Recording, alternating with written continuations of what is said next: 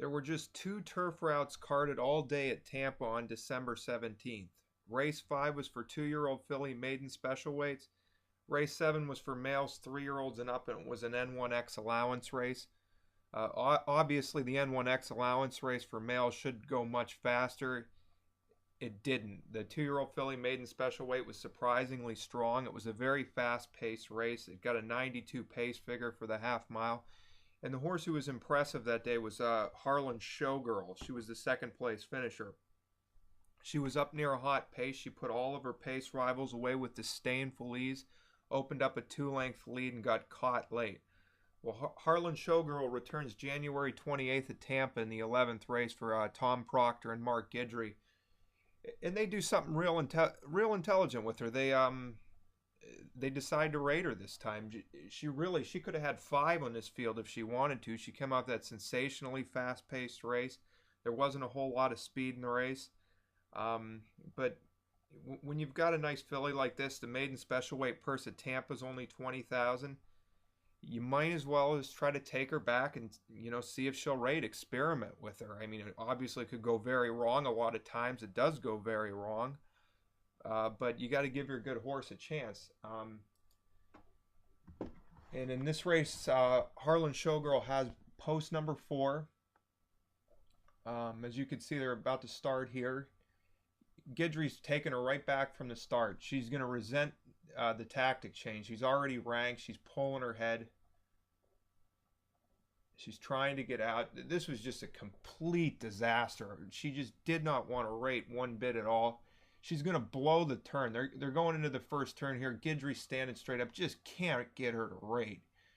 She's 3 wide right now, but there she goes. She's heading out to the hot dog stand.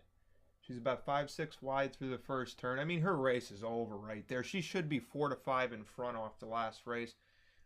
If he could have got her to, sit back and settle in second off the long shot, I mean, she would have been very tough doing that. But she's not going to win from back where she is. Now Guidry's still trying to settle her down. He's got her passing a couple horses.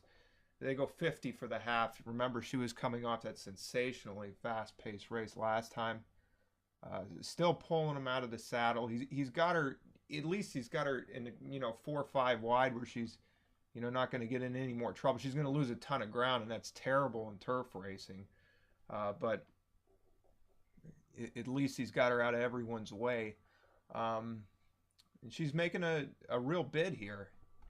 She's moving past many of these horses, and she's just going to flatten out in the stretch. It's going to have no punch, obviously. The tactics did not work. The experiment failed. You cannot blame Proctor or Guidry for trying. I mean, like I said, it's only a $20,000 purse. She showed, a great deal of potential in her maiden race where she was second last time. They bet her to 8-5 there. The bettors got the short end of the stick. But that's how it goes when you take a price on a horse like that. Look for her to win next time.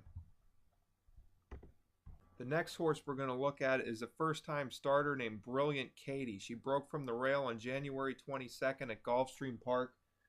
She was one of my top 5 rated horses from the Fasig-Tipton, Florida 2-year-old sale, a top 5 that included Applauding and Union Rags. She's trained by Mike Matz, who is absolutely brutal with first-time starters. He once went over 100 straight losers with first-time starters. As you can see, Brilliant Katie, she didn't break very well, but she did, kind of impressively flash that speed to get to the lead. She's under a hold, looking pretty strong right there. But as is the case with so many Matt's debuters over the years, she just didn't have the stamina to finish off. His horses typically run a lot better second time out. Obviously, Brilliant Katie's very fast. I'm sure she'll be able to carry her speed a whole lot further next time out. It's interesting to note that the Daily Racing Form's Mike Welsh wrote that he felt the rail was the deepest part of the track on this day. I don't know if that was the case or not. I mean, that's certainly up for debate, and Welsh does seem to see a lot more biases than a lot of other public handicappers, but it's possible. You see a hard spun first time starter have to Zaftig just powering away here, as Brilliant Katie fades pretty badly late, but she's the one we want out of this race. I think Brilliant Katie runs much better second time out. On to Souped Up Santa Anita for $8,000 claimers involved in an absolutely psychotic pace war. The track was very, very fast this day. Probably was a bit of a speed bias, but by this time every rider, was aware of it and overreacting to it, and they're just going to send away. The horse that we're watching is Post 1 Skimming Skipper. He's sent here by Cassignon, just gunned. Many of the riders gun their horses in this race, but Skimming Skipper just gets caught up in a war with Stu's Gone Wild. Now, Stu's Gone Wild's a speedy sprinter who's never been 2 turns. He's made the lead in back-to-back sprints, fast-paced sprints that got big pace figures. 21:70 for the first quarter running, around the turn. That's just unheard of on dirt. I mean, probably, an $8,000 claimers, no less. I mean, this is a battle royale out there between Skimming Skipper and Stu's Gone Wild. Joel Rosario has the favorite in 8th, by the way. Miles Air is the name of the horse. Is just going to get the dreamiest trip you'll ever see. Rosario was, I think, the only rider in this race who wasn't sending. He bided his time. Skimming Skipper still got this pesky stretch out sprinter, bugging him. He runs a pretty good race to be third. Obviously, the horse here with the dreamiest of dream trips is Miles Air. He got all the pace to work with. Maybe the track wasn't a bit speed biased on this day. It was obviously one of the fastest tracks you'll ever see, but Skimming Skipper runs a great third. Miles Air is going to power home to a perfect trip win under Rosario. You can bet against Miles Air next time. Skimming Skipper's got to look to improve. Castaway, a horse of Baffert who won a maiden special weight race on this card earlier, wire to wire in much slower fractions, would be the bet against for this day. But Skimming Skipper is a horse we like.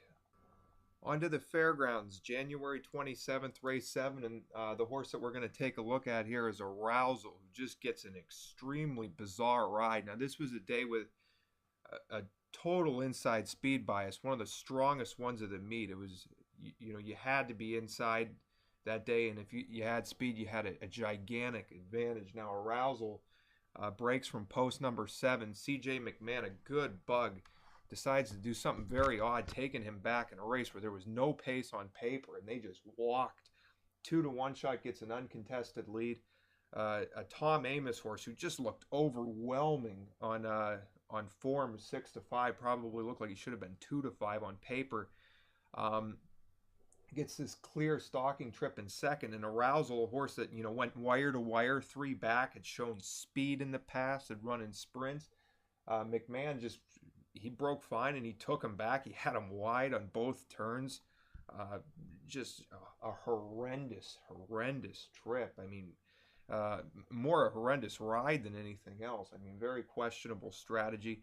I don't think Arousal is the strongest horse for the level, but I mean, after a race like this, you're certainly going to get a very good price on him next time. As you can see, this is a 2-horse race. The 2-to-1 shot's getting a dream trip on the lead.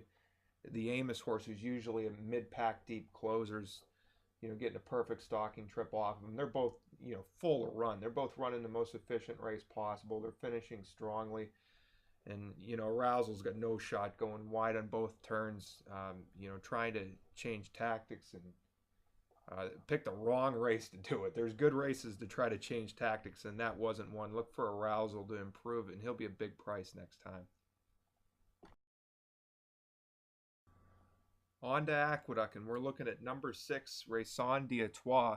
Sightseek, very good, very good racehorse, good message board poster. But Raison d'Artois has been overbet all through his career. 7-to-1 in the Travers. Last time out, he got caught behind an extremely slow pace. Junior Alvarado couldn't get him out. He got pinned down. They race rode him well. Race Lubango got away with murder on the front end. But Raison d'Artois is the 6th horse in this race, coming off that slow pace race. It was very front end friendly track at Aqueduct on Saturday. I believe 7 horses went wire to wire. The inside seemed like it was probably the better place to be. Speed was certainly preferred, and Cornelio Velasquez, was really pushing and shoving on Raison d'Artois. Had him wide on both turns. Makes a bit of a premature move and flattens out. Um, Obviously, he's been a horse that's been, overrated all throughout his career. But after the 1-2 defeat last time in this race here, I think there's, finally a time's going to come where you can bet him. You see, he's just making a three wide move into contention. He's been under a ride pretty much the whole race. Rain King Junior Alvarado's got him on the lead right here. He's going to get caught late. Raison d'Artois is going to fade to sixth. Certainly has been an overbet horse throughout his career, but he's going to get through the N1X allowance level next time and at a bigger price than he's been the last two. So I'd look for him. Now we're moving on to a couple of pace figure horses, starting with Bait and Switch. He's won his last three races by clear margins at less than 7 furlongs in distance when he's made the lead after a quarter mile, including the most recent of which at 8-1 odds. He's gotten huge figures at two times. He was able to get clear early, 77 buyer, 76 buyer. He's only a $4,000 to $5,000 claimer. That crushes any $4,000 to $5,000 claiming sprint you'll find throughout the country. You look at his race two back. It was December 20th at Penn National. So he just happened to catch a horse named Spike Avelian. They went out in a full throttle battle. He couldn't get loose. Couldn't get loose at all in that race. And then he returns at Laurel on January 25th. It was the second race at Laurel. And Bait and Switch gets entered in a brutally tough $5,000 claiming race. As you'll see, Red Vow, a horse from the inside who's off an 83 buyer allowance win going 4.5 furlongs at Charlestown. He absolutely just beats the gate. Red Vow, the two, he's got Bait and Switch. Bait and Switch breaks slow. Now you see SKR Spartan, the horse in second, rushing up. He's been on 4 straight loose leads, including sharp wire-to-wire wins at 4 furlongs at Timonium and 4.5 at Charlestown back-to-back. He's 6-5, part of the Scott Lake entry. And now Bait and Switch is just going to try to slingshot by. He's going to get caught 3 to 4 wide through the turn, just battling away with a couple of rockets. Not a good trip at all after breaking a step slow. The buyer par for this class level was 70. You're going to see the perfect trip winner, the other part of the Scott Lake entry, come. He's going to run these horses down. The top 3 are all going to quit. The winner who won with the perfect trip for Lake, he'd run a figure better than 70 in 7 of his last 9 races. Remember, par for this level is 70.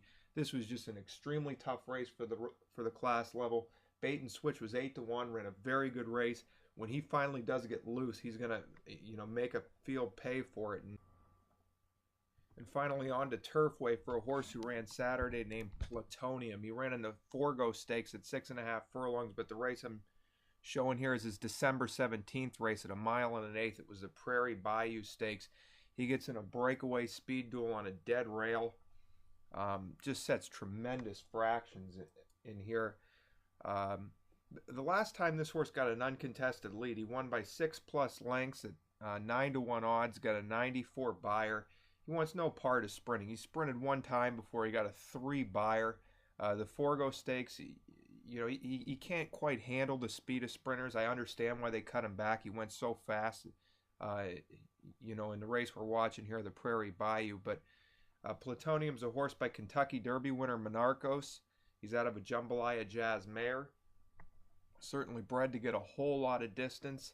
But his game is, just about a mile and a 16th on an unpressured lead, which he should have no problem getting because he's fast as can be. But, as long as he doesn't get someone to press him, he's got these 2 races now to really muddy up his form. And he's a horse that you just see, relaxing on the lead, going a mile, just running the most efficient possible race. And, he'll get back to that 94 buyer and be extremely tough to beat. But that was a gutty race in the Prairie Bayou Stakes at 1 1/8. Winning a breakaway speed duel on what was probably a dead rail that day. The rail was very bad that week. I mean, all through that week. And a lot of horses who ran on it were, coming back and improving. But I give Plutonium a big look and a route. as long as he gets the loose lead, you should get a price on him too after his 2 most recent failures in Stake Company.